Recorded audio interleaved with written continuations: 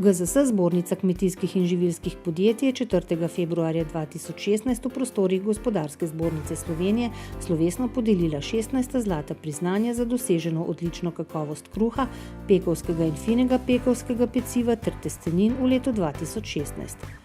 Slavnostni govornik na podelitvi je bil magister Dejan Židan, minister za kmetijstvo, gozdarstvo in prehrano Republike Slovenije.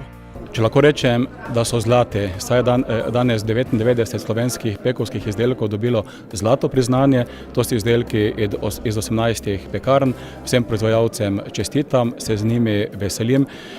Slišim tudi, da raste izvoz, to pomeni, da tudi ljudje okoli Slovenije spoznavajo, da naša hrana je okusna, da je varna, da je nekaj posebnega in to je tisto, kar jaz kot prehranski minister Republike Slovenije želim slišati.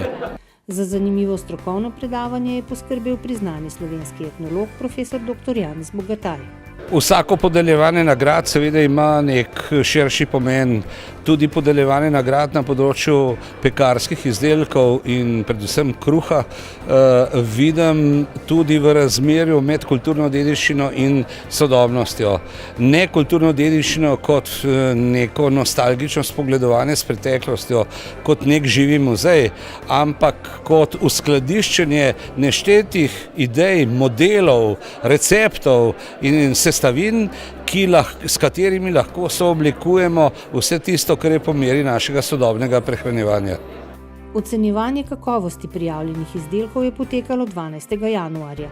Statistični podatki so vsako leto spodbudnejši, prejemniki priznanj pa so bili nadvse zadovoljni s potrditvijo kvalitete svojih pekovskih izdelkov.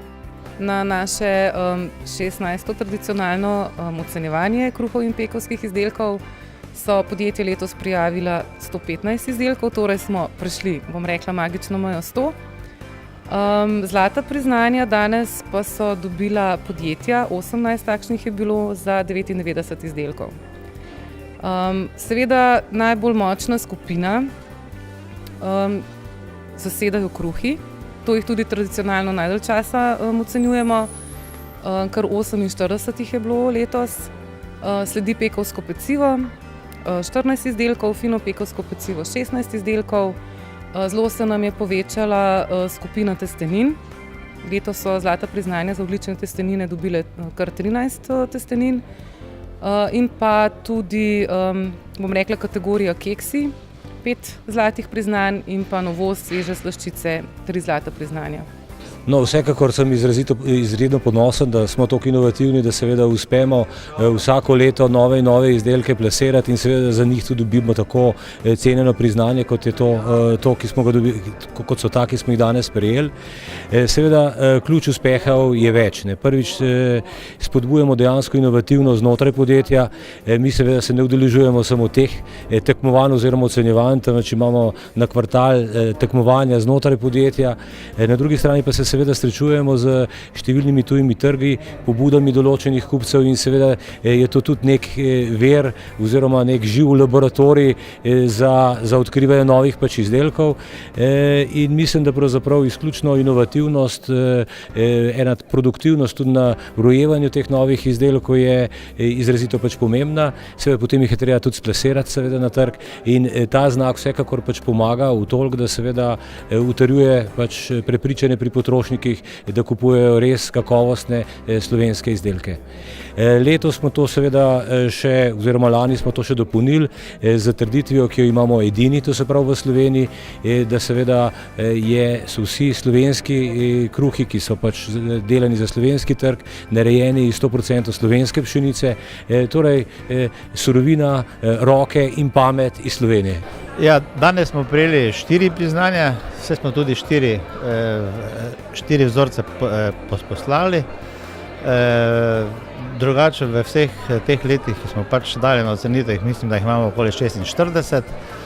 Obetamo si seveda mogoče malo povečano prodajo. Naša pekarna je stara 25, ampak od začetka smo bili majhni, počasi rastemo in bi želeli, da slovenski trg pokrijemo, koliko je mogoče, seveda z kvalitetnimi izdelki. Prijeli smo to leto 2 zlati priznanje, od tega si obetamo veliko, še boljšo prepoznavnost na trgu in seveda večji tržni delež. Letos smo prejeli 11 nagrad. Obetamo se predvsem pomoč pri trgovcih, pri prodaji, saj moram reči, da zadnje leta trgovci dajo velik poudarek na pekovske priznanja, so se nekako že uveljavila v trgovini in naši, bom rekel, kupci tudi počasi zahtevajo ta zlata priznanja. Tako da verjamemo, da nam bojo pomagala predvsem pri poziciji pri trgovcih. In kakšni so doseženi cilji sektorjev mlinarstva in pekarstva? Glejte, to je izjemno zanimiv sektor. V prvi vrsti je vezan na lokalno dobavo pšenice, ki se seveda zmelje v slovensko moko, ki v zadnjih letih seveda dobiva čedalje več na svoji veljavi. In vsi si želimo, da bi ta slovenska moka končala tudi v slovenskih pekovskih izdelkih. To je en od ključev, s katerim se lahko pridobi potrošnika, vendar je pa to samo odskočna deska, na kateri treba graditi. In eno od takšnih gradnikov, kot jo ponujamo na Gospodarski zbornici, je tudi ocenjevanje kakovosti pekovskih izdelkov. In to je prav gotovo v zadnjem času tudi ključ do trgovskih polic. Trgovci želijo, da se proizvajalci med sabo razlikujejo, da izstopajo, da ponujajo njihovim potrošnikom, ki pridejo v trgovino, svoje najboljše izdelke. In nekako tudi skozi to sito podjetja ugotavljajo, kje se nahajajo, kaj ponuja konkurenca in kaj ceni povprečen slovenski potrošnik. Seveda pa lahko vsi skupaj gradimo tudi na nišnih proizvodih. Teh možnosti v Sloveniji kar nekaj, da se izkoristijo posebne pšenice, potem da se izkoristi ajdova moka in podobno.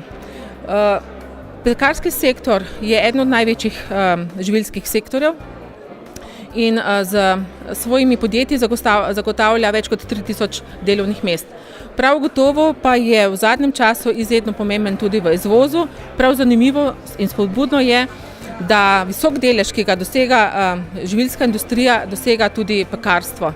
Namreč živilska industrija izvozi 23% svojih izdelkov, kar je 6 odstotnih točk nad evropskim povprečjem. Peki ravno tako orjejo ledino v izvozu kruha, posebnih vrst kruha, tako da prav zanimanjem gledamo, kako se to področje razvija. Prvaki so v posebnih vrstah, kot je ajdov kruh ali v navadnih belih vrstah kruha na področjih, za katere smo mislili, da so neosvojljivi, recimo Italija ali pa Avstrija, Nemčija.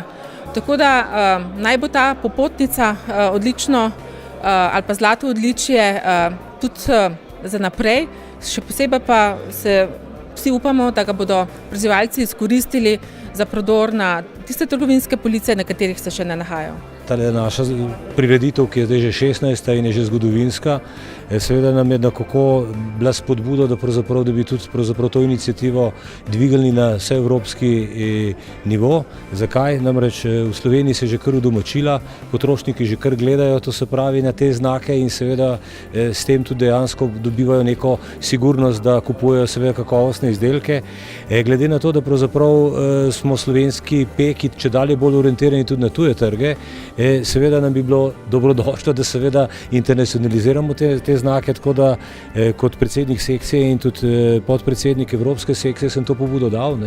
Zdaj upam, da bomo uspeli prepričati tudi ostale evropske kolege, ker mislim, da je to seveda dodana vrednost za same proizvajalce, zlasti pa seveda za potrošnike, ki seveda z večjo sigurnostjo vejo, da kupujejo kakovostne izdelke.